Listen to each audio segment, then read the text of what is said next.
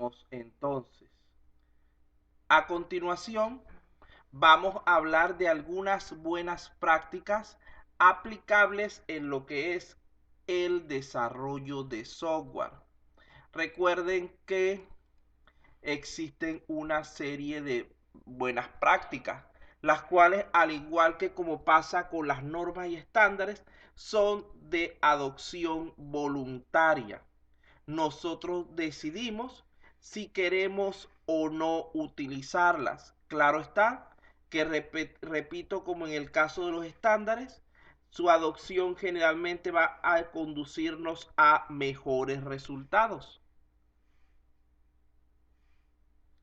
Mira, las normas las aprueba un instituto internacional o nacional y después tienen vigencia hasta que aparece la siguiente norma y digamos que la sustituye. Eso es cuando es de tipo normativa gubernamental, normativa como las normas técnicas peruanas, las normas ISO. Cuando estamos hablando de normas internas dentro de la empresa, las aprueba un comité que se establece para tal fin, un comité técnico. Y ellas se mantienen en vigencia hasta tanto surja una nueva norma, una mejor manera de hacer las cosas. Entonces va a depender, repito, una norma internacional, por ejemplo, para que pueda ser convertida en una norma técnica nacional, llevaría todo un extenso proceso.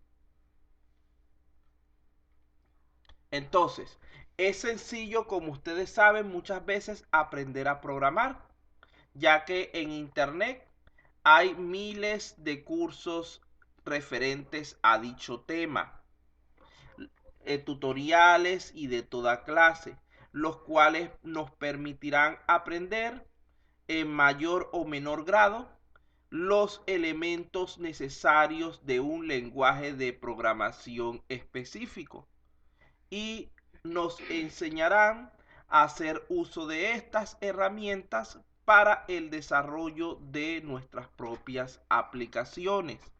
Como pueden ver en esta afirmación, lo realmente complicado no es adquirir una base más o menos digna para lo que es el desarrollo de software. Lo complicado en realidad y que requiere mucho más práctica es programar de manera estructurada, de manera precisa, de manera rigurosa, de forma correcta. Y claro está, desarrollar la lógica requerida para ello.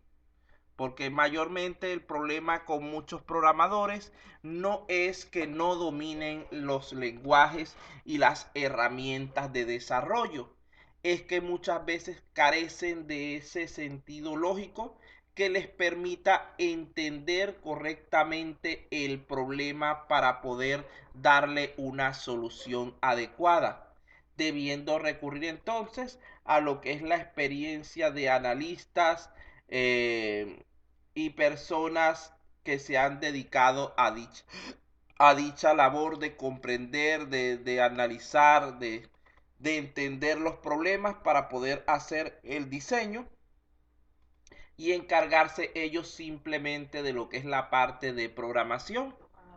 Aunque digamos que, ¿cómo se llama?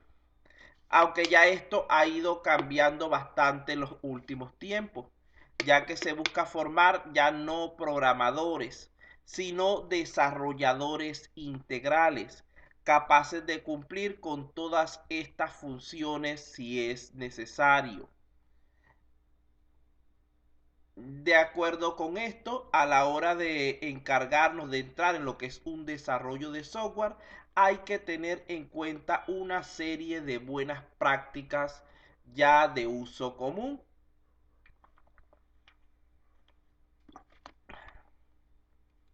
Vamos a ver entonces solamente algunas de ellas. En primer lugar, tenemos algo que es fundamental y a lo que anteriormente no se le prestaba gran atención, pero que en la actualidad se han dado cuenta de que esta era una de las principales causas de que los desarrollos de software fallaran. hay que realizar una correcta definición de los requisitos y del alcance del proyecto. Necesitamos conocer con claridad y precisión lo que tenemos que desarrollar y para qué va a ser utilizado. El problema está en que la mayor parte de los clientes no saben realmente qué es lo que quieren o necesitan y mucho menos tienen alguna idea de cómo implementarlo en un desarrollo. Debemos entonces comunicarnos con el cliente y los usuarios finales de la aplicación para así lograr definir qué es lo que se quiere hacer y cómo se va a lograr. Es imprescindible entonces redactar un documento de alcance y que todos los participantes del proyecto, tanto programadores como analistas, líderes de proyecto, clientes, usuarios, etcétera, estén totalmente de acuerdo respecto a las condiciones y elementos allí establecidos. El análisis de los requisitos y la redacción de este documento de alcance nos va a evitar más de un dolor de cabeza durante el desarrollo y en el momento de la finalización del proyecto. Vean que, por cierto, ajá, vean que, por cierto, ayer cuando llegué a este punto, uno de los compañeros del otro grupo, él me planteó una situación que se le presentó y que ahora se las voy a comentar. Él dice que en el mes de abril aproximadamente se le encargó hacer una aplicación, una solución para un ente gubernamental, para una municipalidad. Hicieron su contrato, etcétera, pero dentro del contrato había una línea que le terminó complicando la vida, la cual él no se percató en primer momento, porque recuerden que en esos casos el contrato lo genera es la institución de gobierno, porque es complicado el hacerlo nosotros, ellos prefieren hacerlo ellos de acuerdo a lo que se acuerde. Hay que revisarlo cuidadosamente, porque el error de ese muchacho fue que el documento decía que el equipo de desarrollo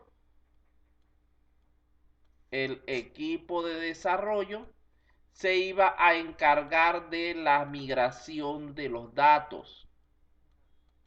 Eso es toda la línea que le causó a él problemas.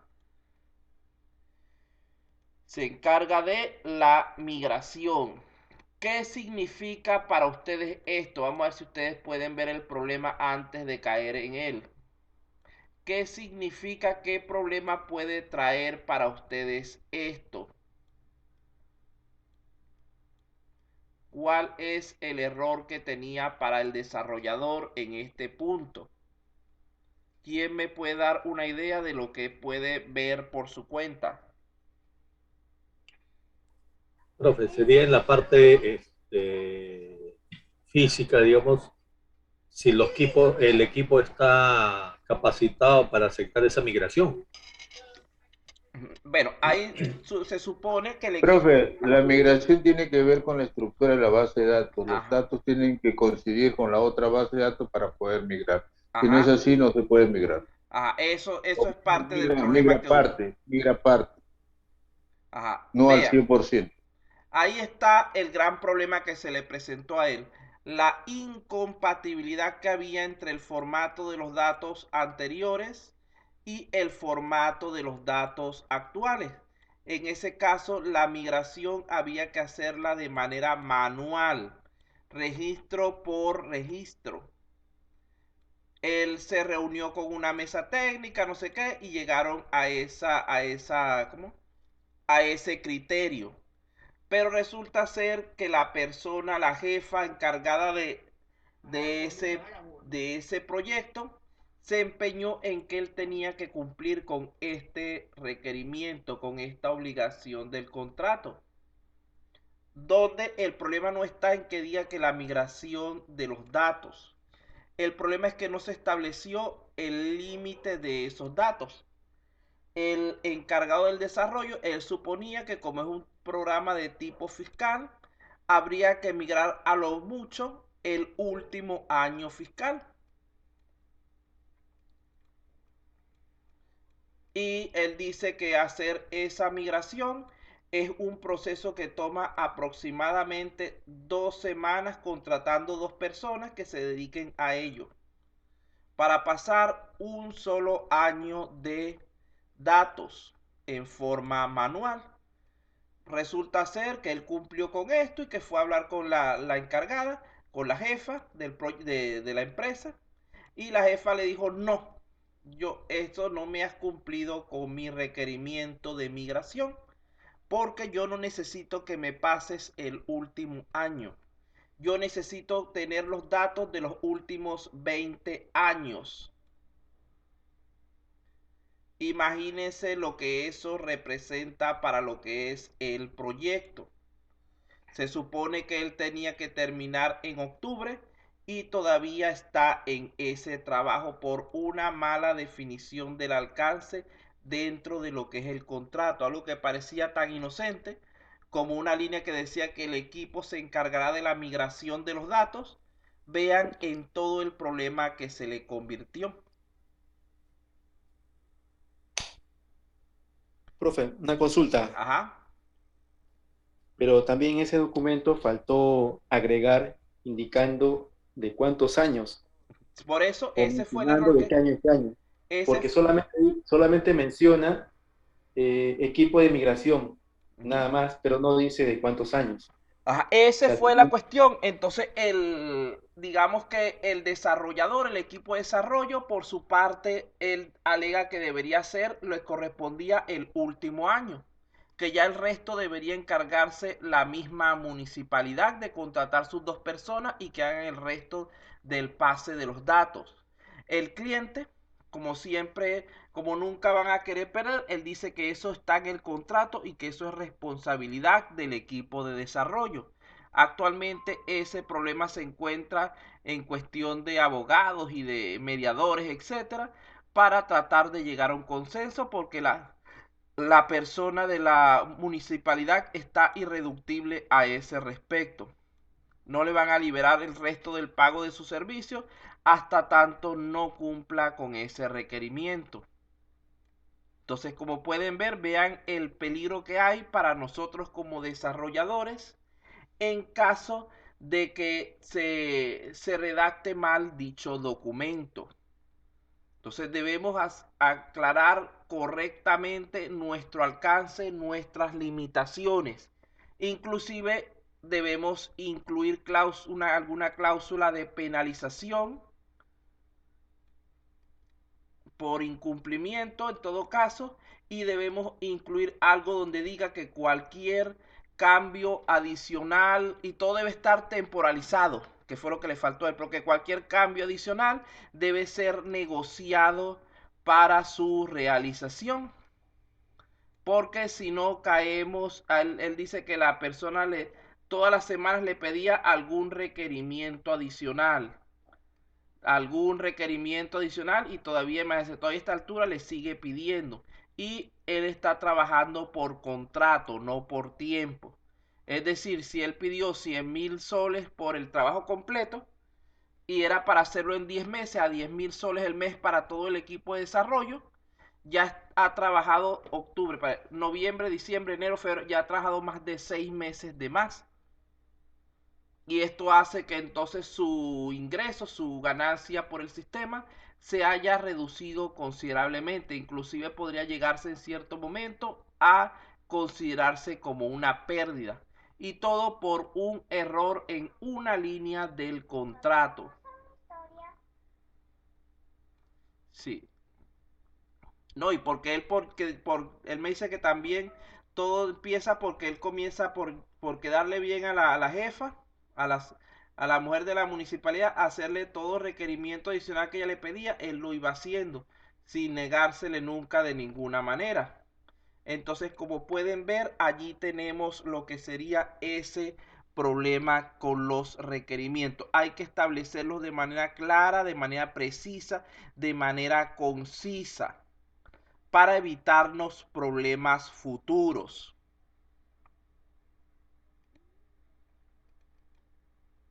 Aquí tenemos entonces ahora la segunda buena práctica.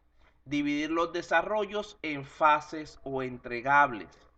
Una vez que ya hemos definido nuestro alcance, es conveniente separar el proyecto en varias secciones o fases, que además de facilitarnos el trabajo, permitan que el cliente vaya viendo los resultados del desarrollo a corto plazo, ya que si un proyecto tiene una duración, por ejemplo, de un año, no podemos esperar tener al cliente tranquilo sin ver nada durante todo ese tiempo.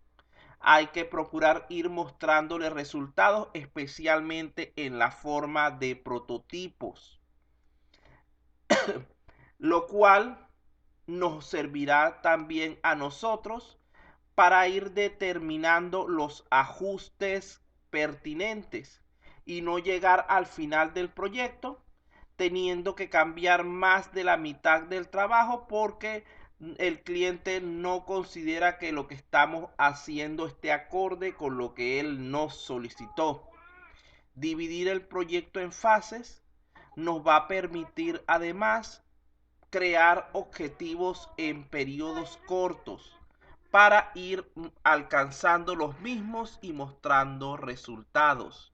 Esto se basa en la estrategia de divide y vencerás, muy comúnmente usada en informática, donde los desarrollos complejos son separados en varios más sencillos, ya que obstinarse en buscar una solución que abarque de una sola vez todas las posibilidades o funcionalidades del sistema va a convertirse en algo que te hará perder muchísimo tiempo.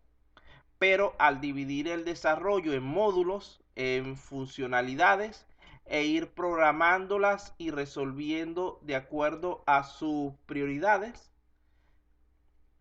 e integrándolas entre sí, el trabajo será realizado de manera más óptima, de manera más eficiente. La metodología utilizada influye, pero estas normas y estándares que se están planteando son válidos para cualquier metodología que nosotros seleccionemos. No tienen, es como el pseudocódigo. Ustedes saben que el pseudocódigo es una manera de construir la idea sin tener que trabajar con ningún lenguaje de programación específico. Igualmente, las buenas prácticas no son particulares a ningún lenguaje, sino que son elementos generales que nos permiten mejorar nuestra forma de trabajar, nuestra forma de desarrollar el software. Lo siguiente es que debemos seleccionar una interfaz de trabajo que sea la que mejor se adapte a las necesidades particulares de cada caso. Recuerden que cada proyecto es diferente y van a haber casos donde la interfaz que usemos regularmente no sea la más adecuada. Por lo tanto, debemos estar preparados para poder utilizar en todo momento aquella que nos brinde las mayores ventajas.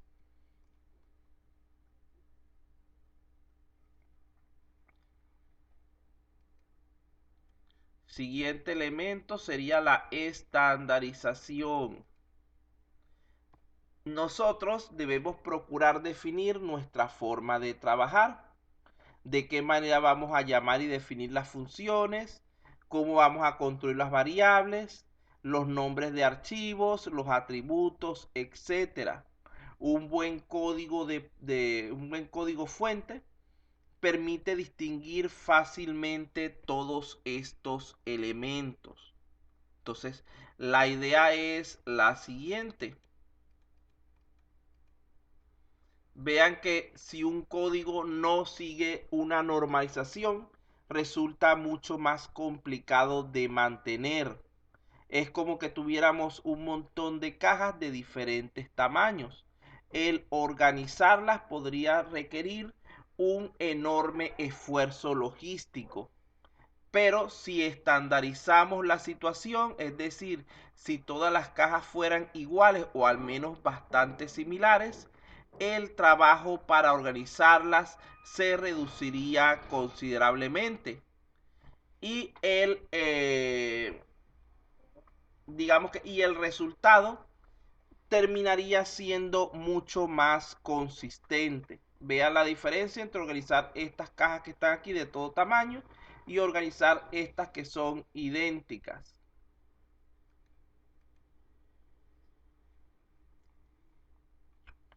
De allí podemos utilizar una serie de estrategias de optimización. Aquí tenemos tres de las principales que normalmente se utilizan. En primer lugar, no todas las instrucciones y módulos necesitan la misma capacidad de procesamiento, por lo que debemos intentar en todo momento utilizar aquellas que sean más sencillas. Vamos a comenzar entonces con la primera de estas estrategias de optimización. La primera se llama no te repitas. Don't repeat yourself. Es un principio que promueve lo que es la reducción del código duplicado. Esta estrategia de no repitas código busca modularizar los desarrollos, ya que repetir partes de código a lo largo de nuestra construcción solo sirve para dificultar el mantenimiento y aumentar la probabilidad de cometer errores. Por ello, se recomienda agrupar en funciones las operaciones que se utilicen en repetidas oportunidades y aislarlas del resto del código. El esfuerzo adicional para lo que es el mantenimiento del código disminuirá significativamente si trabajamos de esta manera. Estos trozos de códigos, cuando son requeridos por otros archivos o aplicaciones, deberíamos eliminarlos del flujo normal de trabajo del programa y colocarlos en un archivo aparte, el cual será accesible por todos los elementos del sistema. Esta es una de las mejores formas de optimizar. Vamos a suponer el siguiente caso. Imaginemos que tengo una función llamada brújula, por decir una palabra nada más.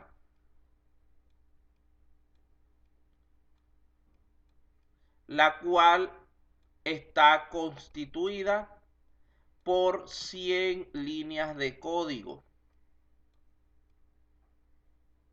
Vamos a colocarle aquí 100. Y la utilizo 50 veces durante la ejecución del sistema en distintas ubicaciones. ¿Cuántas líneas de código voy a requerir si lo que hago es volverla a copiar cada vez que me haga falta? Serían 50 por 100, estaríamos hablando de un promedio de 5000 líneas de código. Allí hay la posibilidad de que ocurran diversos errores, porque en promedio un programador normal puede equivocarse al menos una vez por cada 1000 líneas. Eso quiere decir que aquí habría un mínimo de 5 errores posibles. Bien sea tipo un carácter mal, cambio el nombre de una variable, cualquier tipo de elemento. Ahora bien, si yo este módulo, este bloque llamado brújula, lo convierto en una función y en lugar de estar volviendo a copiar todo su contenido las 50 veces que lo necesito, hago el llamado correspondiente. Entonces simplemente necesitaría 100 líneas de la primera instancia de la función más las 50 líneas de los diversos llamados que debo hacerle dentro del código. Entonces necesitaría un total de 150 líneas de código. Esto representaría una función, un sistema mucho más optimizado. Porque si en esta cantidad de líneas teóricamente podría tener al menos 5 errores, por la misma noción teórica, en esta probablemente no tendría ninguno, o a lo sumo tendría un error por llevarlo a la aproximación más alta. Entonces vean que esta forma, mediante funciones y llamados, en vez de repetir el mismo elemento un montón de veces, es mucho más práctica, mucho más adecuada para obtener buenos resultados. ¿Entienden esta estrategia Drive?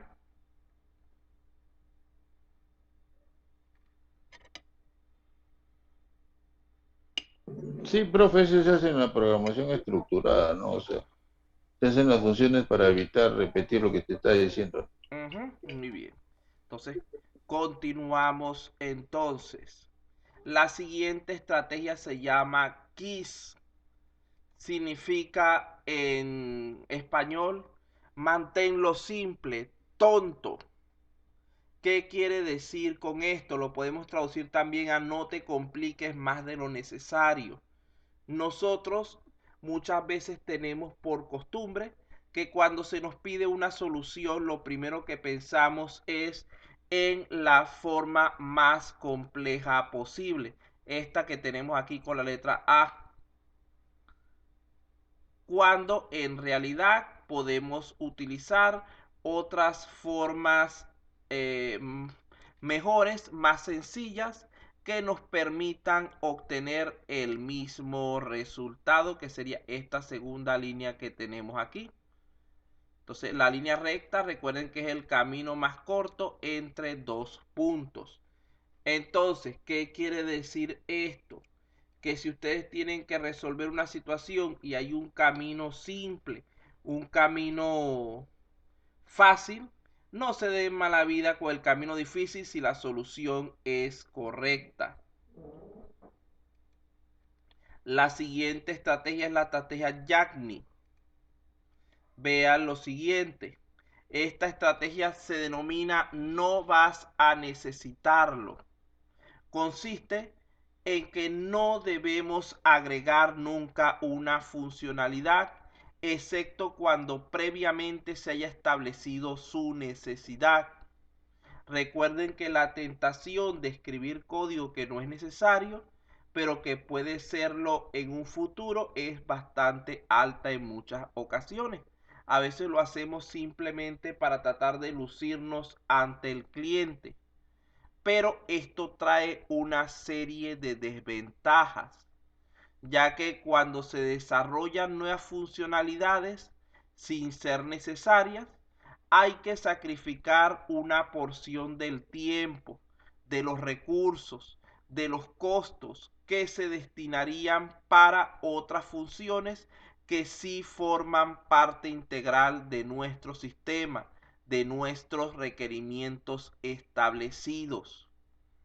Por otra parte, nunca debemos implementar una función adicional, un requerimiento adicional, sin la previa autorización del cliente, para que así ese trabajo sea reconocido por él mismo, bien sea desde el punto de vista económico o bien sea desde el punto de vista de esfuerzo por lo menos. Porque si no lo hacemos así, simplemente para el cliente va a ser como algo de tipo no funcional, a pesar de que pueda hacer lo que él realmente necesita y que él no te pidió, que tú lo añadiste porque quisiste. Y por lo tanto que él no va a asumir el costo que te haya generado dicha solución, ni tampoco el tiempo que tú hayas perdido en ella, solicitándote que continúes cumpliendo con lo pactado. En tercer lugar, recuerden que las nuevas características que se añaden hay que depurarlas, hay que documentarlas, hay que soportarlas, hay que probarlas. Y todo esto consume tiempo y dinero. Bueno, no obsoleto, sino sin uso. Porque obsoleto es cuando se usó y ya no sirve para nada. En este caso es algo que estamos pensando a futuro, pero que al momento no nos sirve para nada hasta que no llegue su tiempo. Por otra parte, recuerden que una nueva funcionalidad puede ser capaz de limitar lo que pudiéramos hacer en el futuro, impidiendo inclusive la implementación de ciertas características que resulten necesarias más adelante. A lo mejor por crear en este momento una característica, una función que aún no se necesita, evitamos que funcione correctamente otra que el cliente nos solicite posteriormente, haciendo que tengamos que descartar una de las dos, y en ese caso la que se descartaría sería la que el cliente no solicitó, la que hicimos sin necesidad. Entonces, como pueden ver, eso representa una pérdida considerable de tiempo, de esfuerzo, etcétera. Vean que hasta que no está definido para qué se puede necesitar una función, es imposible saber exactamente lo que debe hacer. Puede suceder entonces que cuando se requiera dicha función, ésta no cumpla con los requerimientos correctamente, sino que deba ser replanteada de otra manera, perdiendo con ello todo el esfuerzo. Por otro lado, hacer esto puede derivar en código inflado. El programa se volvería más grande, más complicado, más difícil de mantener, pero no proporcionaría realmente más funcionalidad, porque estamos hablando de un componente innecesario. Excepto que haya especificaciones y algún tipo de control de versiones, estas características adicionales pueden ser desconocidas por los programadores que podrían hacer uso de ella. Es decir, si la característica no fue solicitada y nosotros no hacemos una buena documentación al respecto, puede ser que el cliente, aunque en cierto momento la necesite, nunca se percate de que existe y por lo tanto no la ponga en uso. Además, como punto final de esta estrategia Yagni, el hacer esto puede originar que se tengan que agregar nuevas funcionalidades adicionales y como resultado esto podría llevarnos a un efecto tipo bola de nieve, lo cual puede consumir tiempo y recursos ilimitados a cambio de ningún beneficio real. El efecto bola de nieve es lo siguiente. Supongamos que esto es una pendiente. Si yo tengo aquí una pequeña bola de nieve y yo la suelto a correr por esta pendiente nevada, ella va a ir creciendo a medida que avance y va a seguir creciendo de manera ilimitada mientras que le demos la oportunidad de seguir avanzando hasta que llegue un momento en el que se nos salga de control. Bueno, ya estamos llegando al final de esto. Estamos bien de tiempo todavía. Vamos a continuar. La siguiente se llama no inventes. Debemos estar conscientes de que si ya se disponen de módulos, funciones o librerías ya testeadas y optimizadas, no deberíamos perder el tiempo desarrollando nuestras nuevas versiones en la mayoría de los casos. Además de esto, la mayoría de las interfaces actuales de programación disponen de múltiples librerías con este tipo de funciones estandarizadas preimplementadas, las cuales ayudarán a ganar tiempo considerable en los desarrollos. Por eso es que yo siempre le digo cuando estamos en los diferentes lenguajes de programación estudiando, si existe la función prediseñada, úsenla, no se pongan a crearla de nuevo. Pierden tiempo, cometen más errores, reducen lo que es la estandarización del código, etcétera, y a final de cuentas terminan llegando a la misma solución. Entonces, eso es a lo que se refiere esta buena práctica de no inventar. La siguiente sería comentar el código. Esto permite facilitar la modificación, actualización, el mantenimiento del sistema. Aunque el mejor código es aquel que es tan claro que no necesita ningún tipo de comentarios para comprenderse. De todas formas, como esto es sumamente difícil de lograr, hay que redactar sentencias simples e intentar elaborar siempre una solución sencilla y corta. Mientras más corta, mejor, ya que esto reduce la probabilidad de errores, siendo más fácil localizar los mismos y solventarlos. Pero en caso de que no se pueda lograr esto, comenten los elementos necesarios. Vean que aquí tenemos lo que dice el equipo de Somos Programación.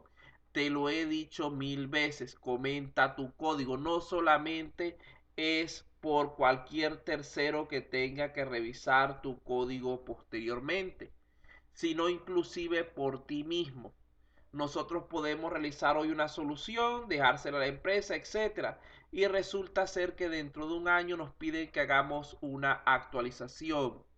Si no hemos documentado, no hemos comentado bien el sistema, podemos caer, no son según los requerimientos del cliente.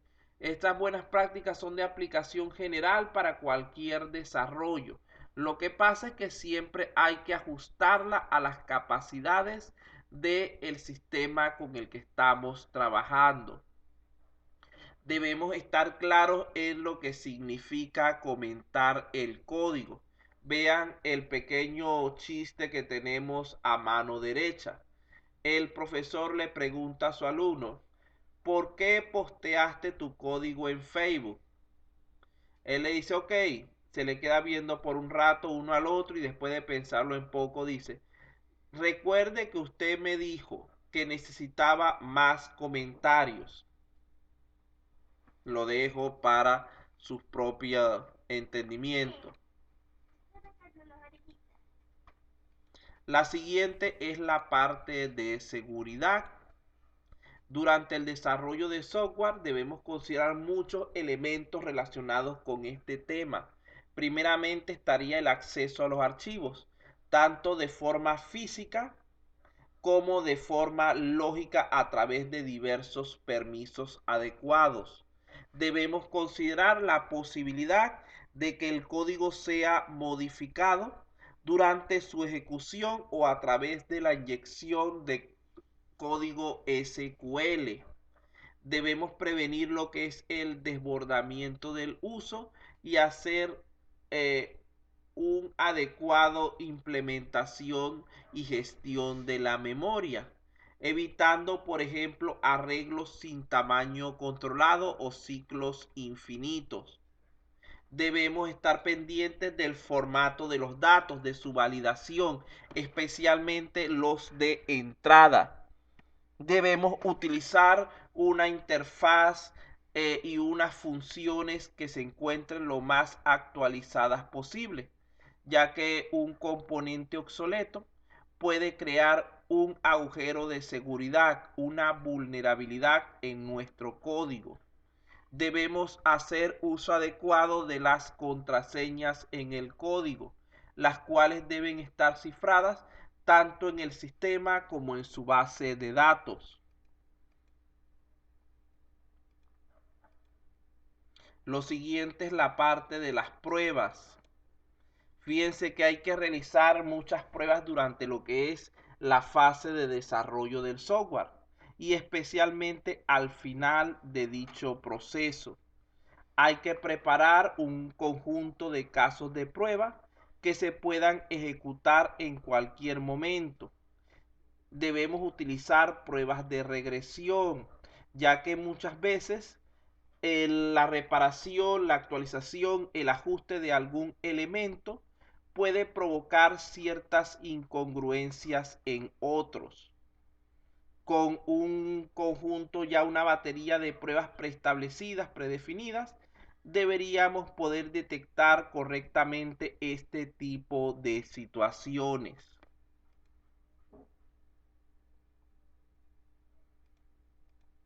Lo siguiente es la documentación.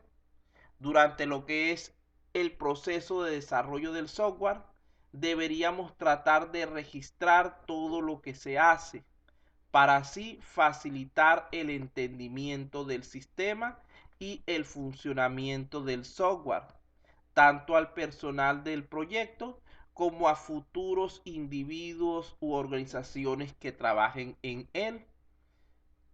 Vean que con esto terminaríamos con lo que son las buenas prácticas o recomendaciones que se les puede hacer. Con estas medidas no garantizamos una metodología perfecta a la hora de desarrollar, pero nos van a permitir obtener claros beneficios si logramos seguirlas correctamente. Es por esto por lo que vale la pena invertir tiempo y esfuerzo en lo que es la definición previa al desarrollo de un proyecto, sobre todo en lo que es el establecimiento de los requerimientos y el alcance, ya que esto nos va a facilitar en primer lugar el mantenimiento.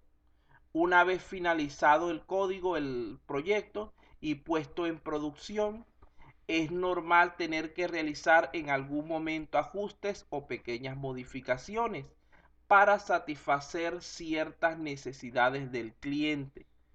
Si durante el desarrollo del software se han seguido unas pautas correctas, el tiempo dedicado al mantenimiento será el que necesite el desarrollo de las modificaciones y nada más, o sea, será sumamente breve. Pero si por el contrario la programación ha sido repetitiva, no modular, sin prestar atención a las buenas prácticas, el tiempo aumentará considerablemente, ya que nos tocará realizar cambios importantes en diversas partes del código, aumentando con esto también la probabilidad de que surjan nuevos errores. Entonces debemos trabajar de manera correcta, no solo para facilitar nuestro esfuerzo presente, sino el que podamos necesitar posteriormente. Vean que hace poco estaba ayudando a una persona con la parte de estadísticas de una tesis, y entonces yo tengo todo mi material bastante organizado, archivos en Excel, archivos en SPS, archivos en Word por carpeta, de acuerdo a la persona, etcétera. Resulta ser que hace aproximadamente un año, en abril del año pasado, esa persona me pidió que lo ayudara a hacer los cálculos y demás. Y ahora en marzo de este año reapareció que necesitaba hacer unos ajustes en esos cálculos.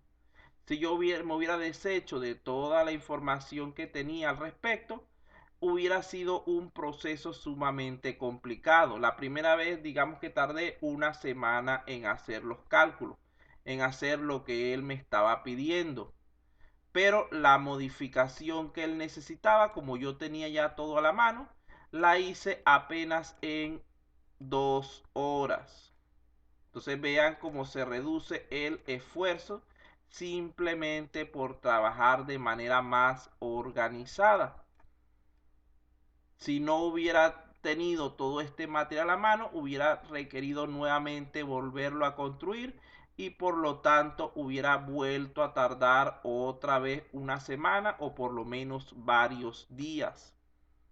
Entonces, por eso es que debemos aplicar siempre las buenas prácticas, documentar en lo posible todo lo que vayamos haciendo.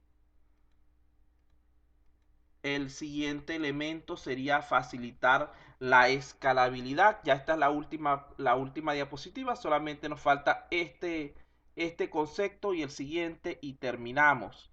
Por cierto, déjenme pasar la lista antes de que se me escapen después. Nadie me acuerda. Hoy la alarma que tengo aquí no sonó de la lista. Ninguna de las dos. Ni la esposa ni el compañero. Ni la esposa ni la hija. Y la esposa, como usted dice, ¿no? No, Habrá que hoy se le echó a perder. ponerla más al día. Hoy se le echó a perder la alarma, está entretenida en otra cosa. Ah, ya. ¿Qué le habrá comprado, pues? ¿Algún regalo, seguro, para que se entretenga? No sé qué es lo que está haciendo porque no le he hecho mucho caso ahorita en el rato, pero está. Profe, lo que pasa es que tiene que regalarle un lapicito, profe. ¿Un lápiz para qué? Y me da Un lapicito, ese dice que trae buena suerte, profe. Ahí lo pone en la almohada y trae buena suerte. No. Felicidad al hogar.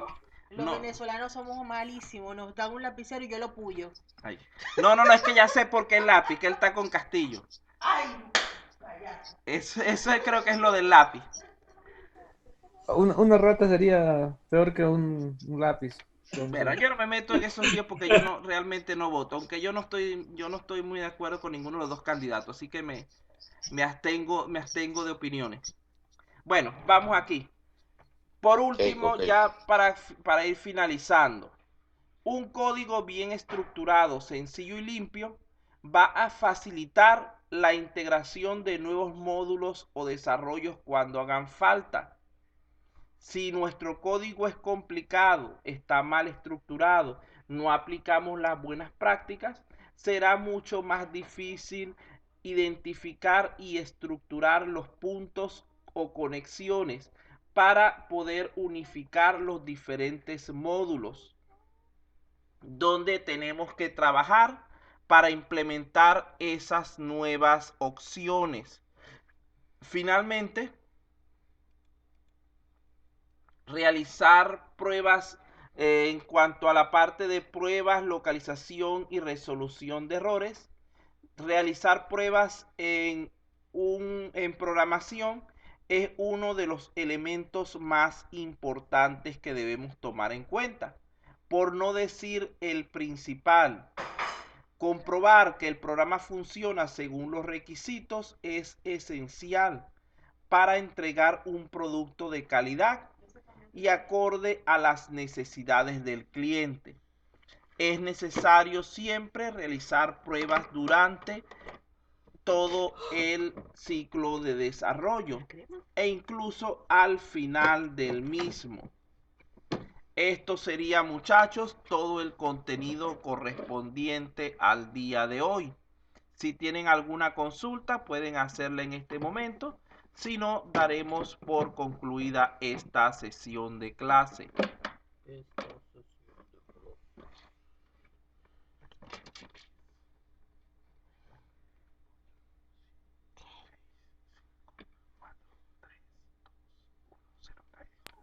Bueno, Todo claro, profe. bueno, muy bien. El delegado ya habló por la mayoría entonces. Muchas gracias por su